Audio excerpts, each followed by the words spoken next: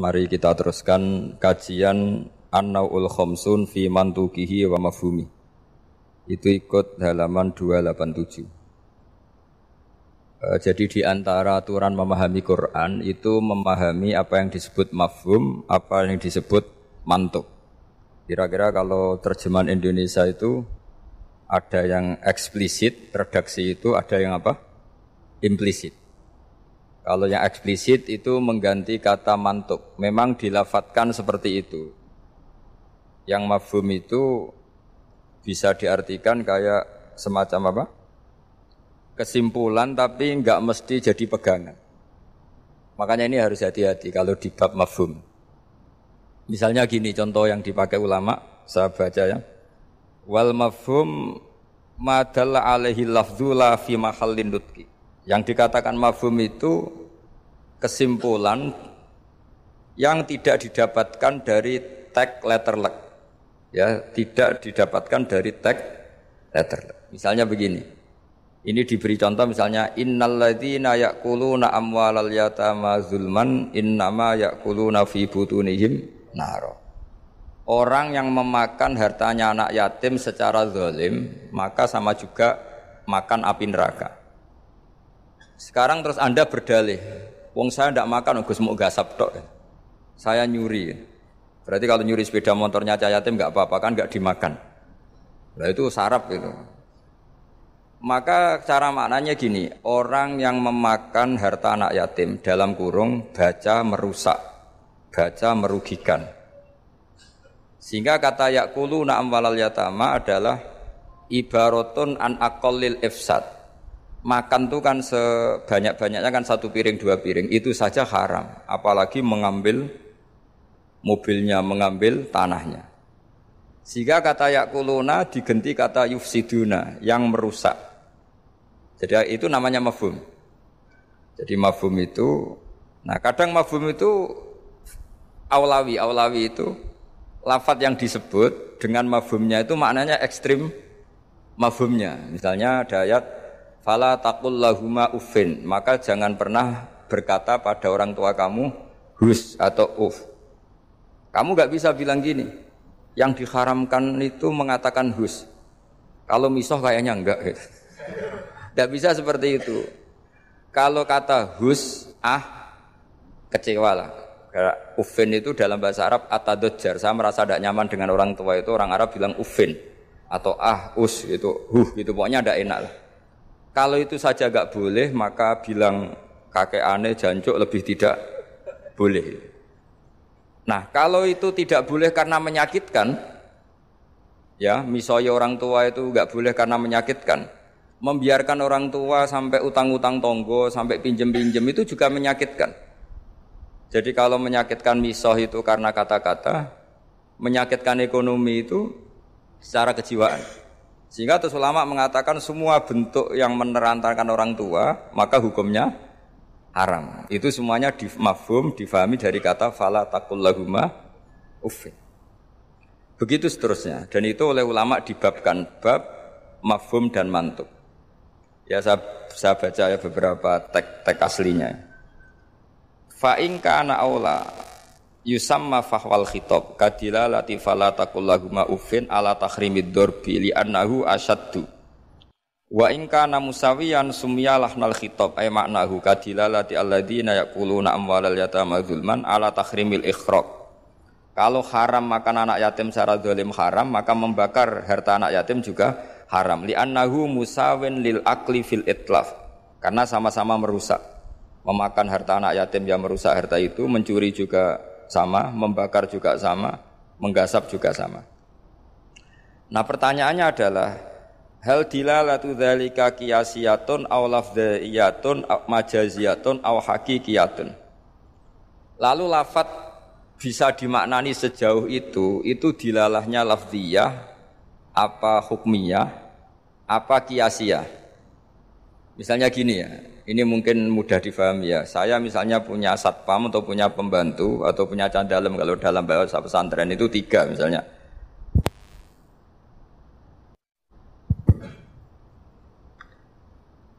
Ya saya misalnya punya pembantu ya, atau dalam bahasa santri itu candalem itu ada 3. Zaid, Bakar, Umar ya.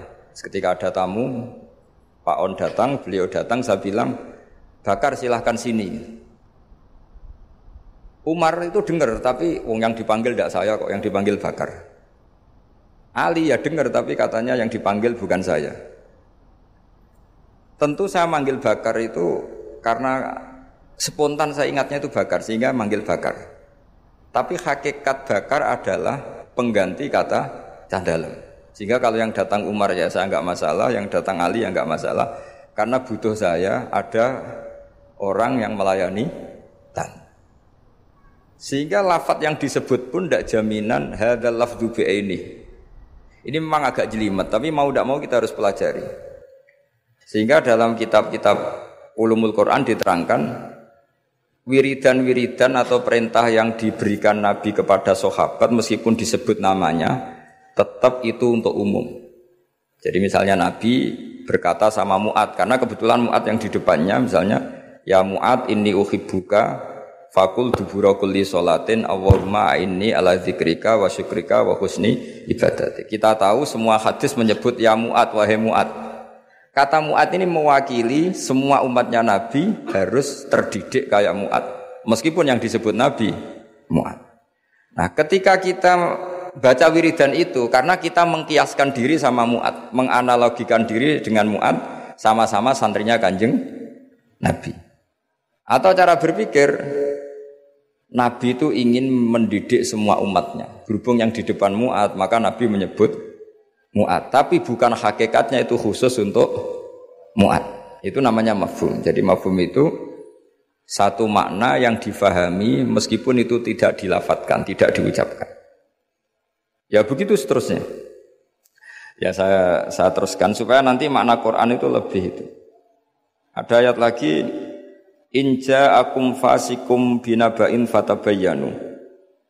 Terus fadhkurullaha intal mas'aril haram. Di sini ada kata lagi fajliduhum thamaninal jaldah. Jadi begitu juga menyangkut adat. Adat itu bilangan. Ketika Al-Quran menyebut satu bilangan, itu apakah mubalaghah? Mubalaghah itu butuh itu diekstrimkan atau punya makna sesuai bilangan itu.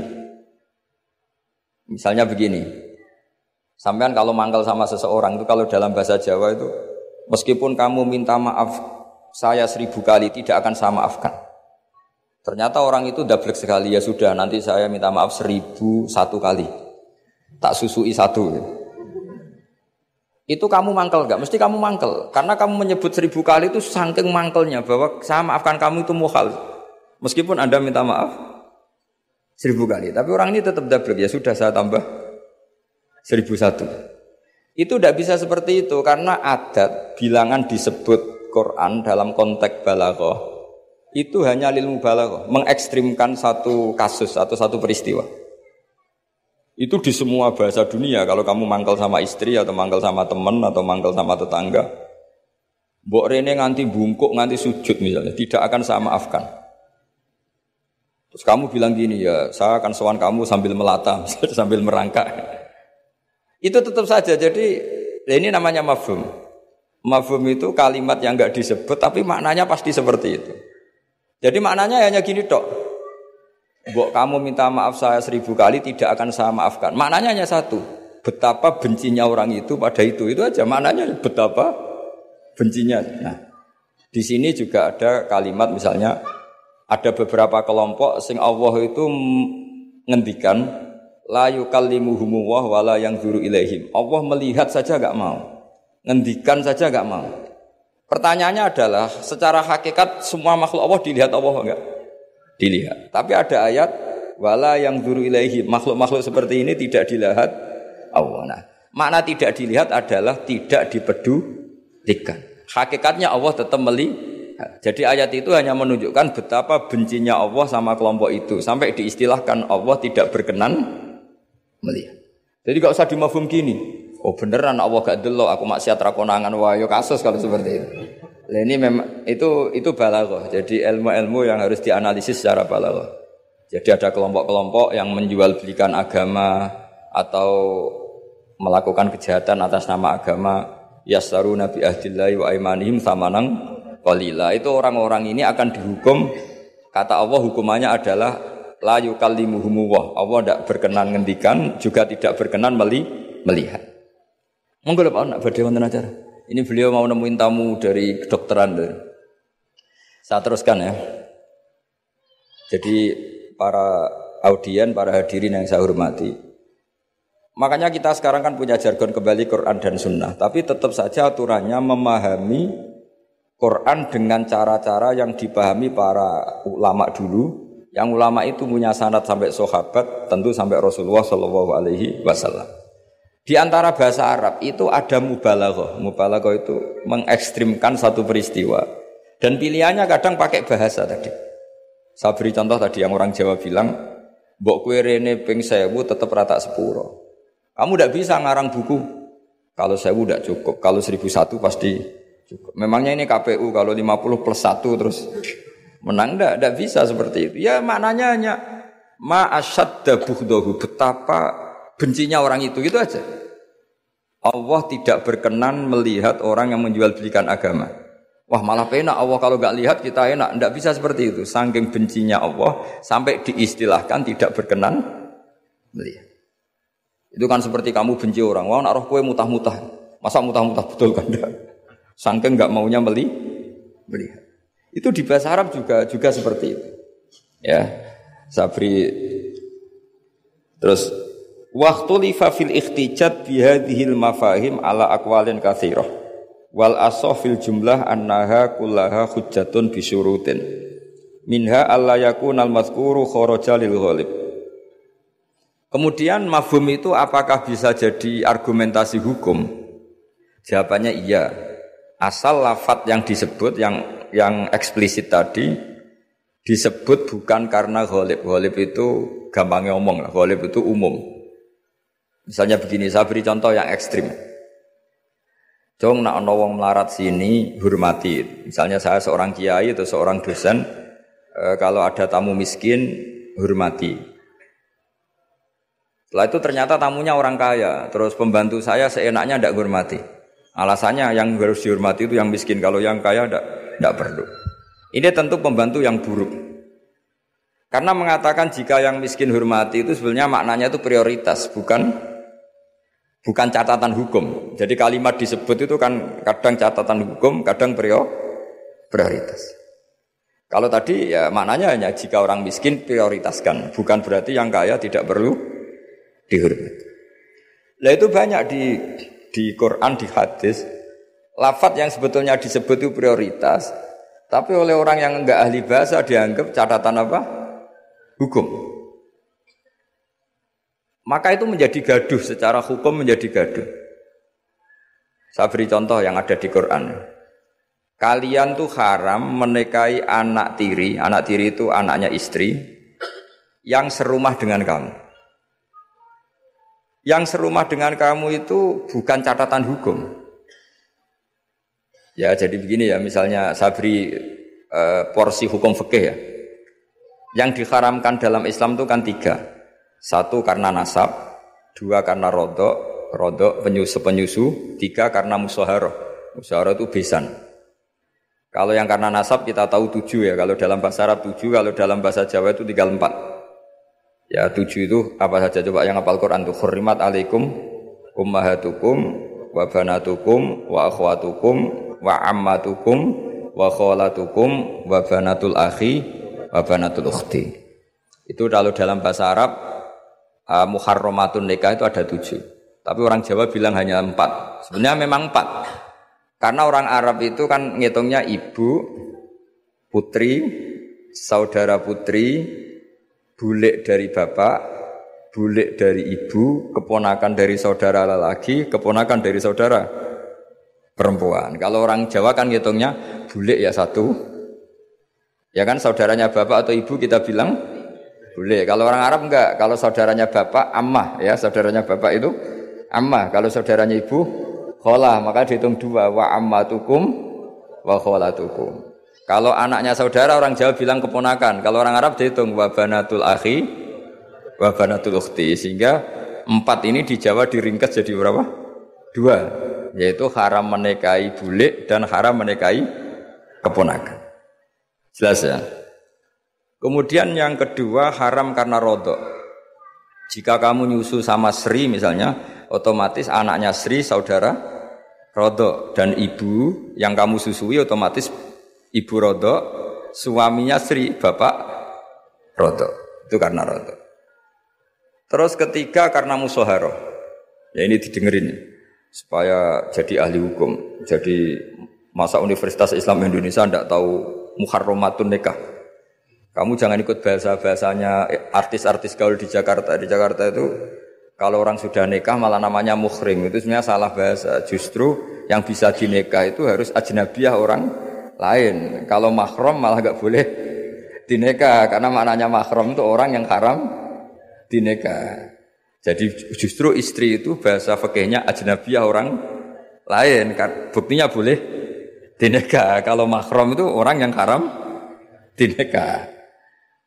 Tapi ya sudah ada bahasa gaul gitu ya ikut saja. Bebo goblok tapi tidak usah ikut goblok. Karena itu memang salah, bahasa itu salah sebetulnya. Makanya istri itu repot, di fikih itu repot. Fikih itu kalau bahasakan istri itu ajnabiyah orang lain. Kalau anak itu anak, kalau istri itu tetap bahasanya ajnabiyah orang lain. Sehingga sekali dicerai ya benar-benar menjadi orang lain. Kalau kita mati ya benar-benar menjadi orang lain. Buktinya boleh dinikah orang lain. Jika kalau dalam pepatah Jawa ini ajarannya bapak saya, kamu tidak harus ikut. Kalau ajaran bapak saya, nak bojo be anak tukaran, kowe kudu bela anak. Mergo ora ono mantan anak, tapi sono mantan istri. Sehingga tradisi keluarga saya itu pokoknya anak itu nomor 1, baru istri. Tidak tahu kalau tradisi sampean istri dulu baru anak. Itu. Karena tadi cara berpikir anak itu selalu anak. Ya anak itu selalu anak. Tapi kalau istri tidak mesti. Apalagi istri sampean cantik terus sampean mati gitu itu sudah. Ya sudah selesai sudah. Mesti nikah orang lain gitu. Enggak tahu nanti kalau di surga ikut siapa, enggak tahu ini. Mesti oportunis, kalau kamu masuk neraka dia ikut yang masuk surga.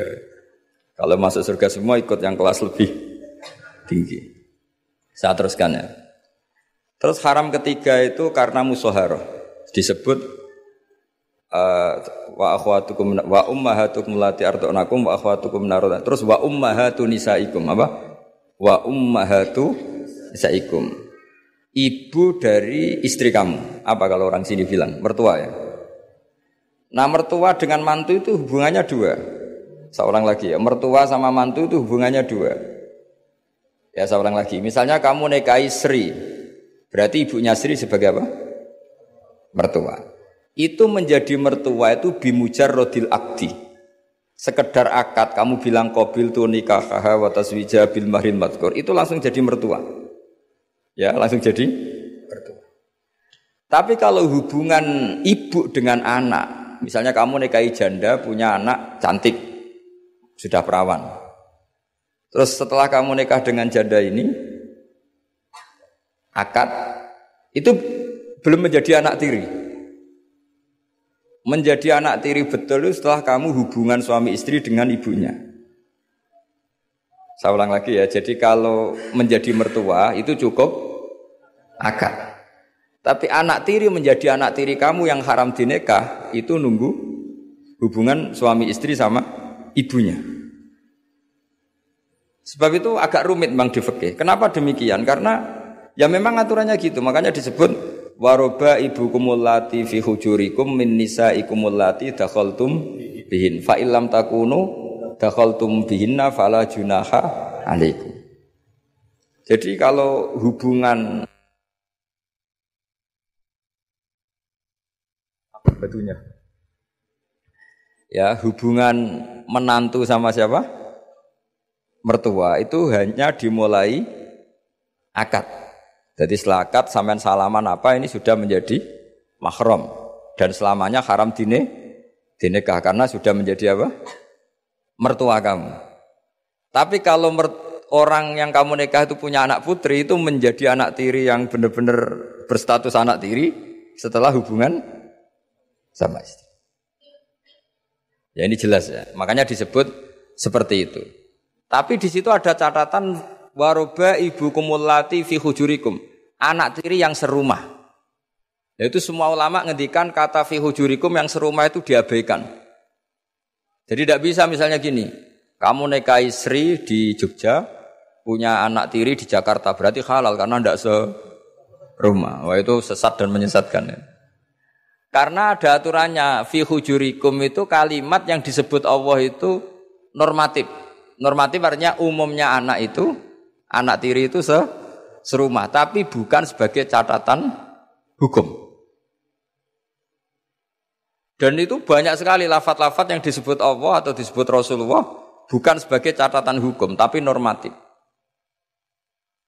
Itu kan seperti gini.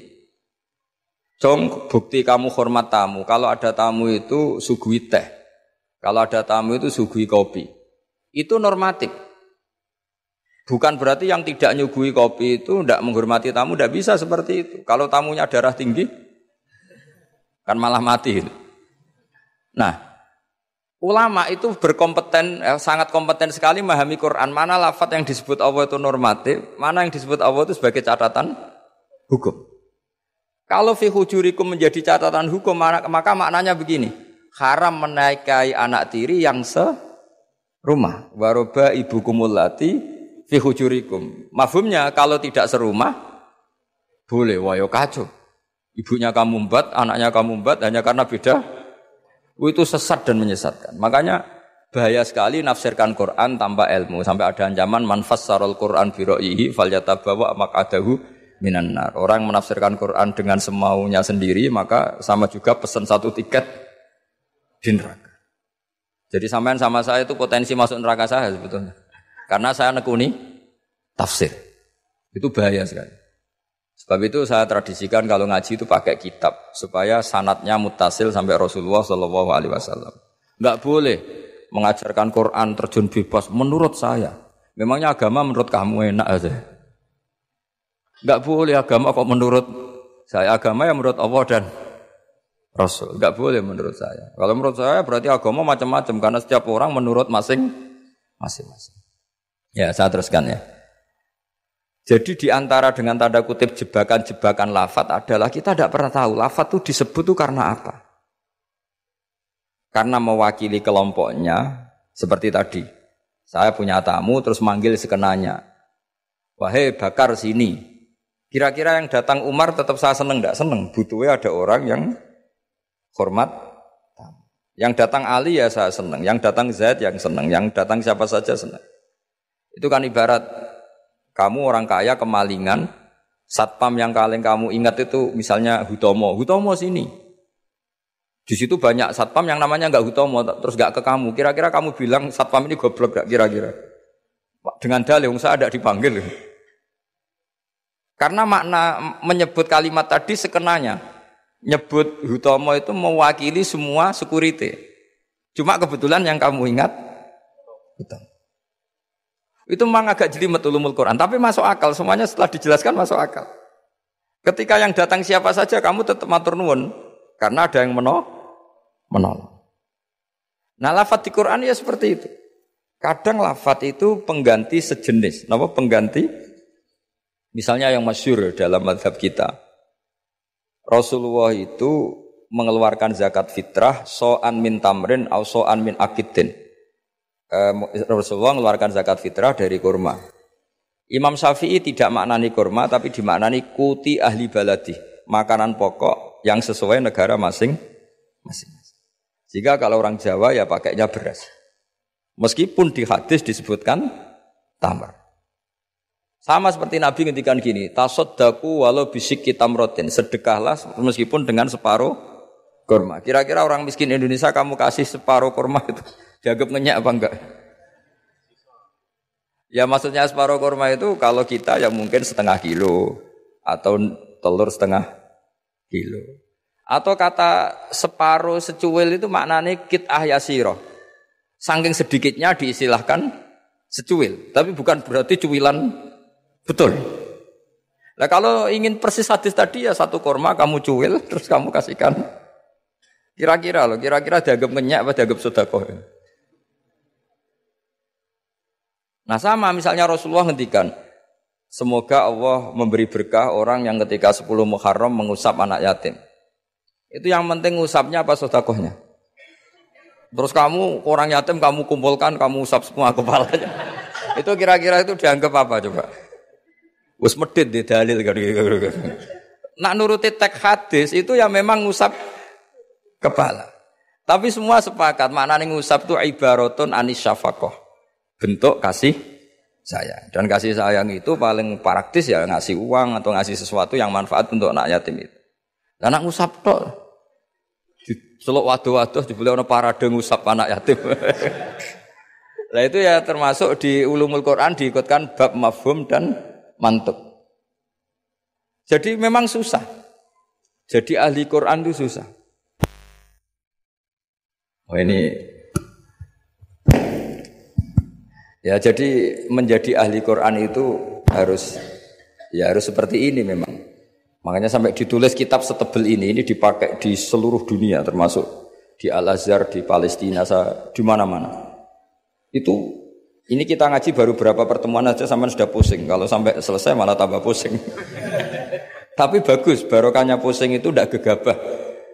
Tidak gegabah mikir gitu. Karena kalimat itu mesti ada batas. Makanya ada kaidah di semua ulama, menurut semua ulama, ada kaidah begini.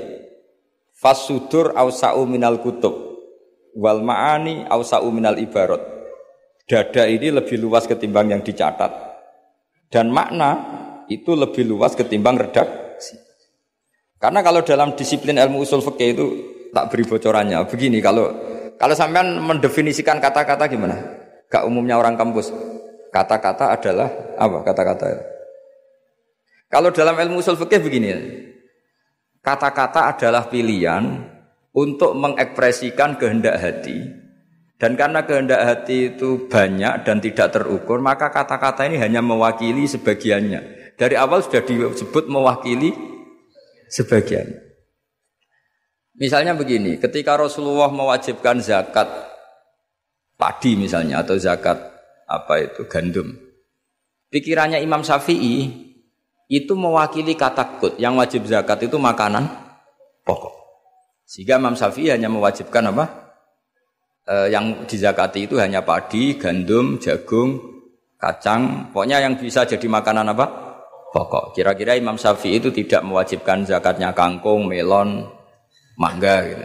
Karena tidak makanan pokok. Tapi dalam mazhab lain enggak, ketika Rasulullah mewajibkan menzakatkan padi, itu maknanya itu matum bituhul ardu, apa saja yang tumbuh dari bumi. Sehingga kelompok ini termasuk Yusuf Qardomi wajibkan zakat melon, mangga, pokoknya semua buah-buahan, semua tanaman wajib zakat. Karena ketika Anda mengatakan begini misalnya, jong nak ono tamu kai pelem. Kalau ada tamu, tetangga-tetangga atau tamu kasih mangga. Sementara di rumah kamu itu ada mangga, ada melon, ada semangka. Maksud kamu itu didik anak supaya derma dengan memberi apa saja. Kebetulan yang kamu ingat melafadzkan mangga. Apa harus mangga? Ndak, cara sampean tak polling, milih mana aja. Ya saya punya anak, yang di rumah saya itu ada mangga, ada semangka, ada melon. Terus saya bilang ke anak saya, nak, ke tetangga kasih mangga. Kata mangga itu bisa diganti melon apa enggak? Bisa, karena semangat saya adalah mendidik anak saya itu dermawan, peduli sama tetangga. Kebetulan yang ingat mangga, sudah ini tetangga ya. Lalu tetangga itu maknanya tetangga apa manusia? Sehingga pas itu ada tamu tapi tidak tetangga, gak usah GI kan gak tonggo. Nah, makanya ini kan jadi PR.